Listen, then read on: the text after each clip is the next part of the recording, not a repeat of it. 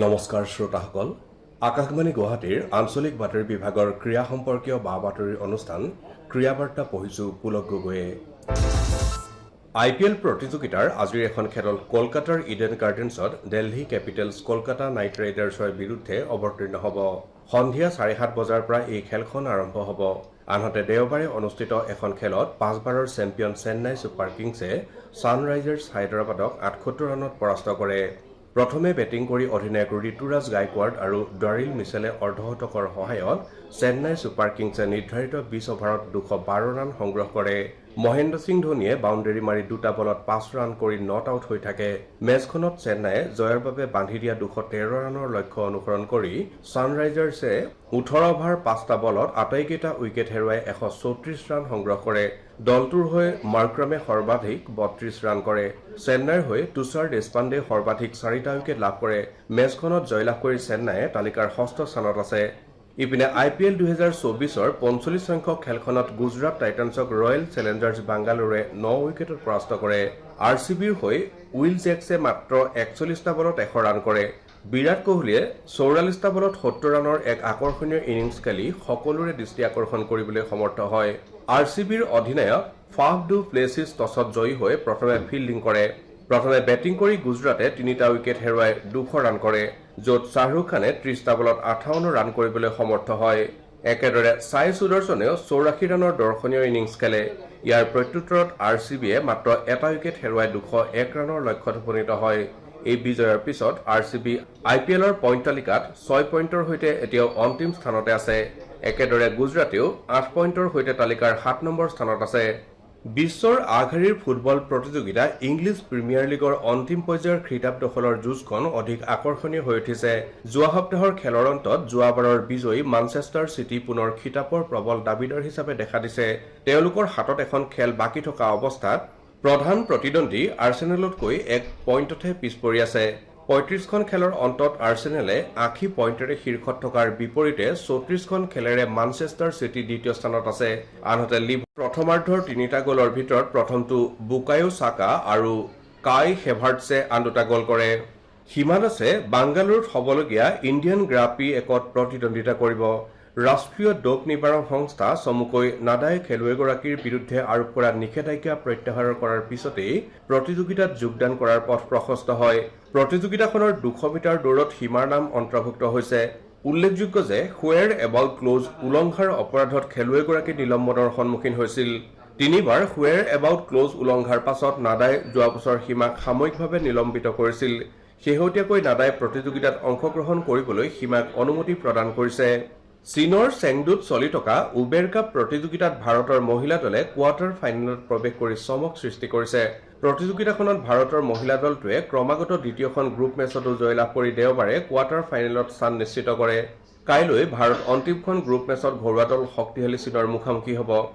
প্ৰতিযোগিতাৰ গ্ৰুপ এৰ দেওবাৰে অনুষ্ঠিত দ্বিতীয়খন খেলত ভাৰতৰ মহিলা দলটোৱে ছিংগাপুৰৰ বিৰুদ্ধে পুনৰ 4-1ৰ ব্যৱধানত জয়লাভ কৰে অৱশ্যে একক শাখাৰ প্ৰথম মেচত অসমৰ অস্মিতা চলিহাক ছিংগাপুৰৰ ইও জিনামিনে পৰাস্ত কৰে ডাবলছৰ প্ৰথমখন মেচত ৰাষ্ট্ৰীয় চেম্পিয়ন প্ৰিয়া কংজেংবাম আৰু শ্ৰুতি মিশ্ৰই ছিংগাপুৰৰ যুটি জিয়াও এন হেং আৰু ইউ জিয়াজিনৰ বিৰুদ্ধে 21-15-21-16ৰ পোনপটীয়া ব্যৱধানত জয়লাভ কৰি সমতা স্থাপন কৰে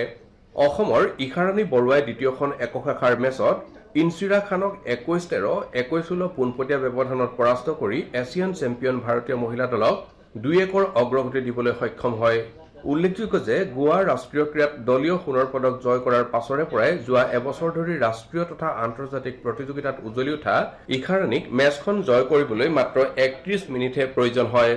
ডাবলছৰ দ্বিতীয়খন মেচত প্ৰাক্তন জুনিয়ৰ ৰাষ্ট্ৰীয় চেম্পিয়ন সিমৰন সিংঘি আৰু ঋতিকা ঠাকৰে ইটিং এলছালাই আৰু মিছেল জানৰ বিৰুদ্ধে 21-8 21-11ৰ ব্যৱধানত জয়লাভ কৰাৰ পাছত অনমোল খাৰাবে তৃতীয়খন একক তথা অন্তিমখন মেচত লিচিন মেগানক 21-15 21-13ৰ পোনপটীয়া ব্যৱধানত পৰাস্ত কৰি কোৱাৰ্টাৰ ফাইনেলত প্ৰৱেশ নিশ্চিত কৰে উল্লেখযোগ্য যে ইয়াৰ পূৰ্বে দুই অসম কন্যা অস্মিতা আৰু ইখাৰাণীৰ গৌৰৱময় চমকপ্ৰদ প্ৰদৰ্শনেৰে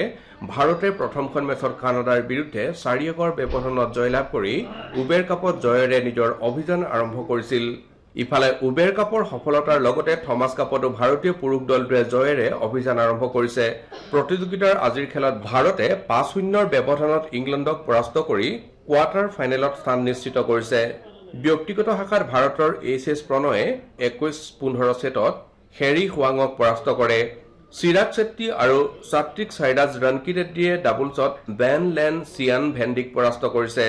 ডাবলছৰ দ্বিতীয়খন মেচত ভাৰতৰ এম.আৰ. অৰ্জুন আৰু ধ্ৰুৱ কপিলাই ৰৰি এষ্টন, এলেক্স গ্ৰীণক হৰুৱায়। আনখন একক মেচত ভাৰতৰ কিৰণ জিয়ৰ্জে চোলান কেয়েনক পৰাস্ত কৰে। উল্লেখযোগ্য যে বিগত বৰ্ষৰ চেম্পিয়ন ভাৰতে প্ৰথমখন গ্ৰুপ মেচত থাইলেণ্ডক ৩-১ত পৰাস্ত কৰে। উল্লেখযোগ্য যে ভাৰতীয় পুৰুষ দলটোৱে দুবছৰ পূৰ্বে থাইলেণ্ডত ইতিহাস সৃষ্টি কৰি ফাইনেলত শক্তিশালী ইণ্ডোনেছিয়াক ৩-০ত পৰাস্ত কৰি প্ৰথমবাৰৰ বাবে থমাছ কাপৰ মুকুট পৰিধান কৰিছিল। ৰাজস্থান ৰয়েলছৰ তাৰকা বলাৰ যুজবেন্দ্ৰ চাহালে IPLত যোৱা সোমবাৰে মুম্বাই ইণ্ডিয়ানছৰ বিৰুদ্ধে অংশ লোৱা খেলখনত প্ৰদৰ্শনেৰে ইতিহাস ৰচিবলৈ সমৰ্থ হৈছে। তেওঁ প্ৰতিযোগিতাৰ ইতিহাসত ২০০ উইকেট হস্তগত কৰা প্ৰথমগৰাকী বলাৰ হিচাপে পৰিগণিত হৈছে। জয়পুৰত অনুষ্ঠিত খেলখনত মহম্মদ নবীক আউট কৰি চাহালে ২০০ উইকেটৰ মাইলৰ খুঁটিত উপনীত হয়। ২০১৩ চনৰ IPLত অভিষেক ঘটা চাহালে নিজৰ ১৫৩ সংখ্যক IPLৰ মেচত এই কৃতিত্ব অৰ্জন কৰে। IPLৰ ১৩ সংখ্যক সংস্কৰণত তেওঁ যুটীয়াভাৱে সৰ্বাধিক উইকেট লাভ কৰা খেলুৱৈ হিচাপে পৰিগণিত হৈছিল। ২০১৪ৰ পৰা ২০২১ চনলৈ ৰয়েল চেলেঞ্জাৰ্ছ বাংগালুৰুক প্ৰতিনিধিত্ব কৰাৰ সময়ত চাহালে ১৩৯টা উইকেট লাভ কৰিছিল। ২০২২ চনত তেওঁ ৰাজস্থান ৰয়েলছত যোগদান কৰে। IPLত সৰ্বাধিক উইকেট লাভ কৰা দ্বিতীয় আৰু তৃতীয় স্থানত আছে ডুৱেইন বেভৰু আৰু পিয়ুষ চাওলা। অসমৰ চান্দিগ্য টি পাঠক, নিব্ৰাছ হুছেইন আৰু নঈম হুছেইনে আইটা চেম্পিয়নশ্বিপ ছিৰিজত মুকুট লাভ কৰিছে। সদৌ অসম টেনিছ সন্থাৰ চচলত থকা টেনিছ প্ৰকল্পত অনুষ্ঠিত ফাইনেলত নিজৰ গ্ৰুপৰ একক মেচত ৩গৰাকী খেলুৱৈয়ে জয়লাভ কৰে। ল'ৰাৰ ১৪ বছৰ অনূৰ্ধ্ব ফাইনেলত চান্দিগ্য টি পাঠকে ৬-০-৬-১ ছেটত আদনান আহমেদক হৰুৱায়। ছোৱালীৰ ১৪ বছৰ অনূৰ্ধ্ব ফাইনেলত নঈম হুছেইনে ৬-১-৬-১ ছেটত প্ৰাপ্তি বৰুৱাক আৰু ল'ৰাৰ ১২ বছৰ অনূৰ্ধ্ব ফাইনেলত নিব্ৰাছ হুছেইনে ঈশানদীপ বড়োক হৰুৱাই খিতাপ দখল কৰে। তিনিওগৰাকী খেলুৱৈয়ে নিজ গ্ৰুপৰ ডাবলছ মেচত জয়লাভ কৰে। ইপিনে ছোৱালীৰ ১২ বছৰ অনূৰ্ধ্ব ফাইনেলত কৃষ্টি হালৈয়ে দেৱাংশী তামুলীক হৰুৱাই খিতাপ দখল কৰে। সাপ্তাহিক ক্ৰীড়া সম্পৰ্কীয় বা বাতৰি অনুষ্ঠান ক্ৰীড়া বাৰ্তা শুনিলে। যুগুতালে পূৰবী দেৱীয়ে।